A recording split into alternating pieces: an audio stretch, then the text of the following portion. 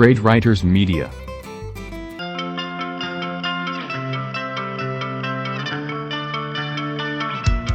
I'm Logan Crawford, and right now on Spotlight, we're delving into a powerful book, a wonderful book. It is called My Ancestor's Path is My Future Journey. It's written by a terrific author. Her name, Stephanie Colligan Ishola.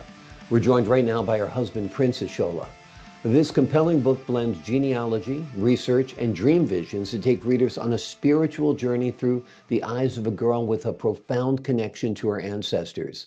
Join us as we explore this fascinating story of heritage, spiritual freedom, and inner peace. And be sure to stay tuned. At the end of this interview, we will have a special book signing video that features the author, and you won't want to miss it.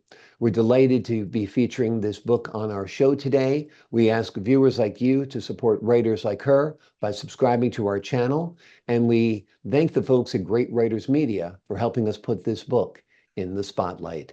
Prince, thank you so much for joining us here today on Spotlight. My pleasure, Mr. Logan. My pleasure. And This thank you is for inviting me. Oh, you're very welcome. This is a beautiful book that your wife has left behind, a beautiful legacy, a beautiful part of her for the world to share. Tell us a little bit about her inspiration to write My Ancestor's Path is My Future Journey.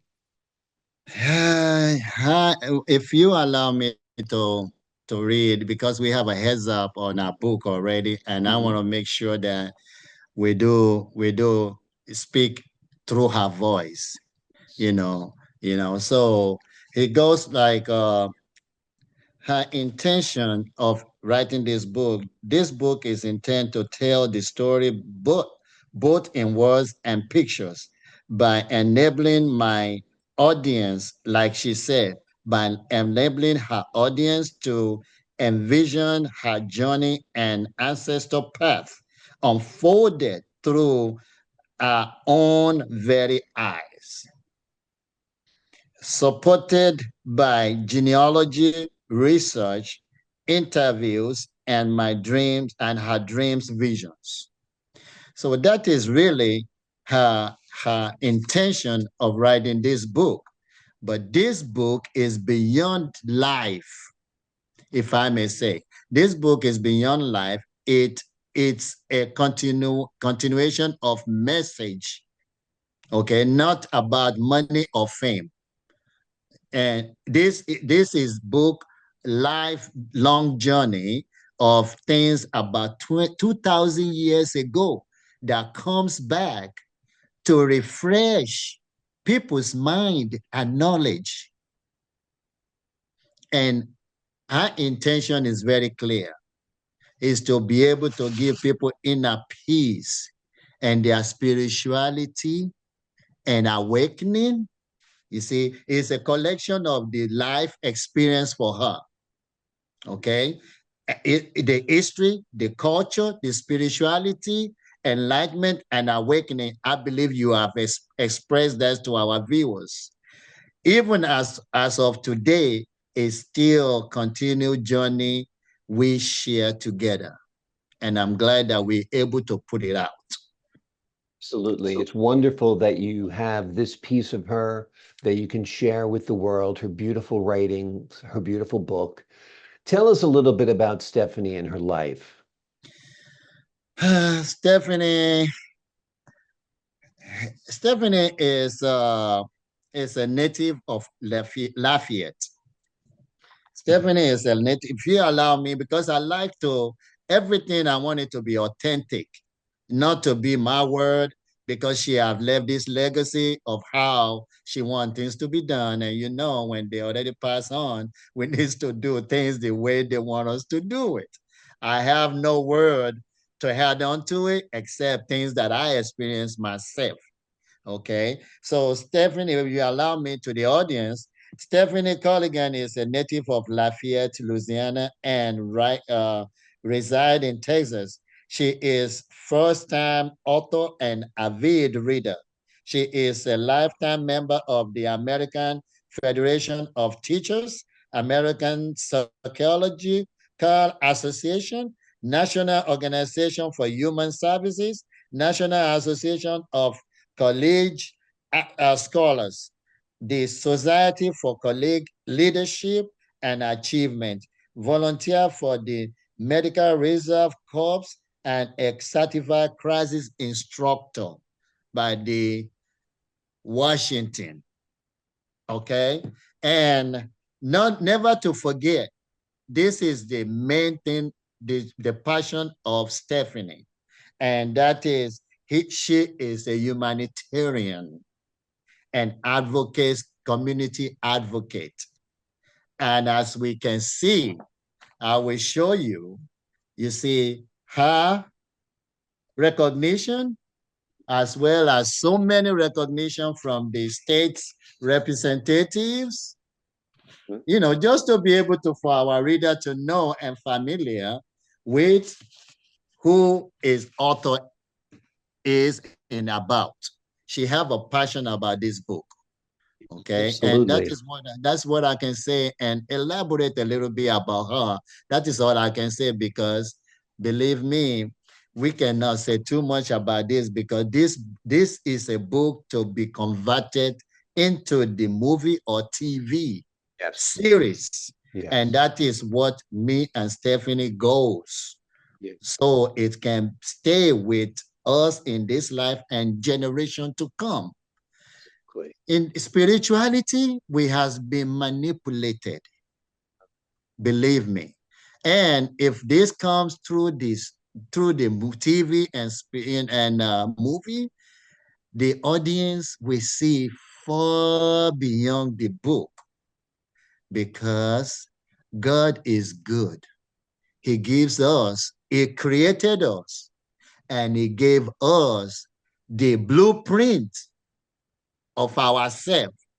But the only light can make it clear, and it has made it clear.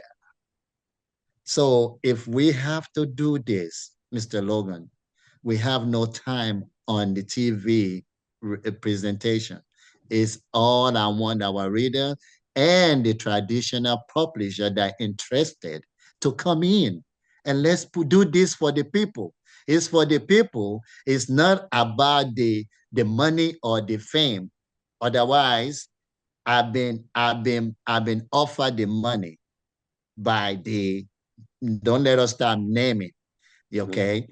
I've been offered the money, $72,000, and they have offered my wife while she was in life $72,000 in her purse. If I come out to show them how the sun and the moon is prostrating in front of me to be called to this, and my faith has been tested. Mr. Logan, the faith has been thoroughly tested in a higher position, and I'm still going through it till now. It needs to come out. It needs to be elaborate in the movie section. It needs to be elaborate in TV series, whichever way they want to do it. We just want to bring the story out. So the oppressors that oppress on all of us knows that, hey, this thing is here now. They cannot sweep it under the rug anymore. And we have to do it for the sake of our generation to come. Not for me, not for you. Look at, I'm already there. It's not for me. I don't care about the fame. I have that fame from the youth, and they have pronounced me my enemies, which I say my enemies. Forgive me for saying that. The oppressors, they have said that on TV that, yes, what I got is a ratio of 1 to 1,000. So if it's a ratios of 1 to 1,000, believe me, it gave it to us in a different form. Well, this would be an amazing movie. This would be an amazing TV series. I think it would reach a much broader audience than just being in a book. So I think it's an incredible story, and I think it needs to be told. So hopefully someone there in Hollywood is listening. And the great part is the book is out there now. You never know whose hands it's going to wind up in, and somebody might produce this and turn it into a film. And I think that would be great. Tell us a little bit about the dream visions that Stephanie had. Yeah, the dreams visions that she had, even though some of it is in the book, okay, and then some. That is why we elaborate that we need to do movies, because most of the major characteristic of our dreams we cannot put in the book, because we don't want it to get on the hands of people and they change it and manipulate it the way they have been doing things in the past. And that is not the way God's want it. We want it to be authentic. We want it to be original. So, but her dreams, when the lights came to me in 1996, that is what brought all the dreams out. The light came to me in 1996. I don't know why I say things through my mouth. I was so depressed because I look at the America, this is not life. And then I married this woman. This is not really who I'm married to. So I asked God, I said, God, can you let me be the one to show them, Mr. Logan? I don't know when I said it. I swear on my father and my mother and all the books, all the 3 books that God gave us that I believe in. And I believe in Jesus. I swear Almighty on that. I don't know when I was saying it, but God's so good. He gave me the light. How the light come, whatever, that's another story. Just to be able to do broad right now, he gave me the light, and boom, I let Stephanie know. And Stephanie came back from where she went and she looked through my eyes. She said, your eyes is glassy. I said, well, something just happened. So what you call stigmata, the stigmata comes to Stephanie and she started remembering stuff. When she started remembering stuff, our lives change completely. We start going through stuff. And then she started dreaming. Then I said, Stephanie, I do know how to interpret some dreams, right? But what you need to do is get a journal and start writing it down.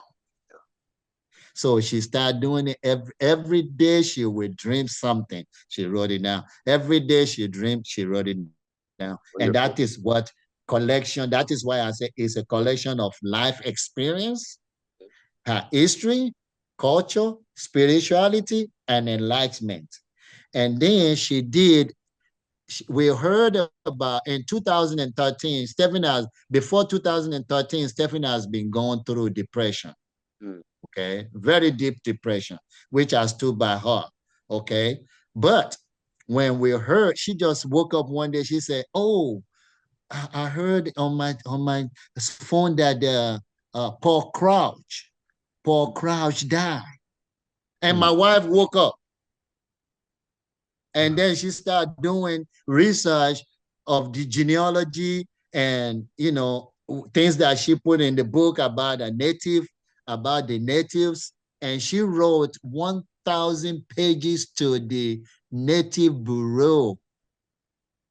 And the judge said, wow, you have done everything about your ancestors. That is why she said about the ancestor part is my future journey, because she see them, she talk to them, they talk to her in their dreams. And as a matter of fact, when we play the end of that series, you will hear what she said about that. But I just want to make this thing short because we don't have that much time, and I don't want to use all your time for me elaborate so much. But that is what it is. Well, we appreciate you sharing this information, these thoughts, these revelations about your wonderful wife, who truly was a special person, Stephanie Colligan Ishola. She has written this book that is a life-changing book. It is a book you'll want to read. It is called My Ancestor's Path is My Future Journey. It is an amazing book. It's a compelling book that blends genealogy, research, and dream visions, and it takes readers on a spiritual journey through the eyes of a girl with profound connections to her ancestors. It is a fascinating story of heritage, spiritual freedom, and inner peace. Prince, thanks so much for joining us here today on Spotlight. Thank you so much. I'm so happy for it's now about 32 years. And we're talking about 1996 Oh, till now that I don't have a voice. And God brought you. It's not coincidence. I always say, even with the Kathy that I did the radio interview with, I let her know this is not a coincidence because this is since 1996. I've been battling, my wife has been battling the situation. I don't have a voice because we don't have money. Is it about the money? No, it's about being patient. If it's true, you need to be patient because God is the one that is going to send you those ones that is going to do his work for you. And absolutely. you are one icon that I respect. Mind you, my wife, she love movies. She know you. She know Yeah, every actors in in that's great. Hollywood. She's about movies. Okay, There's wonderful. nothing you can tell her about the Logan Crawford that she will not know. May God Amazing. bless her where she at. Yeah, And then you're talking about Passion of Christ and all those kind of movies. Believe me, when we do these movies, they are nothing compared to this movie because yeah. it's authentic. I agree. I agree.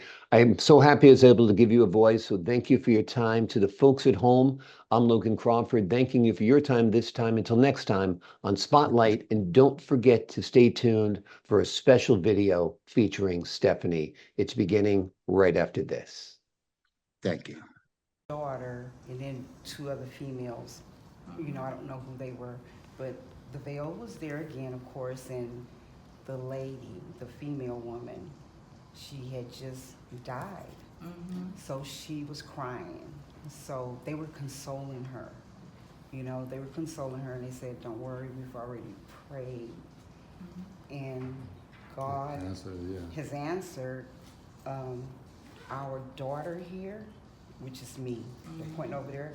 They're saying they're gonna contact her and she's gonna take care of the babies. So don't worry. It's a little boy and this little girl. They're laying on a mat on the floor, and they started wiping her tears and everything. And so that was it. So a little bit shortly after, 2 or 3 days later, I got a letter from social service agency in Dauphin County that they were trying to contact me because I was a blood kin of a child that was from this tribe. And so what happened is, first of all, I say before y'all go into anything further, did the mother just pass, grandmother, and she was concerned about her daughter, and she has 2 kids, and they're a little boy and a girl. So the lady, she left and she went to get the supervisor and say, "Come on, we're talking to a psychic." Because I had already saw that they were concerned. I mean, the mother was already concerned because whatever illness she had, she was getting ready to pass, and she was concerned about who was going to take care of the kids. So I mean, I spoke to them, and I was willing to have her relocate to Texas, and more like do guardianship for and stuff, and they were going to try to connect her, with me later when they got in, touch with the caseworker and everything. But then, the girl, she ran away. She ran away. Yeah. So, So where do you live? I live in Texas, Richmond. That's a story.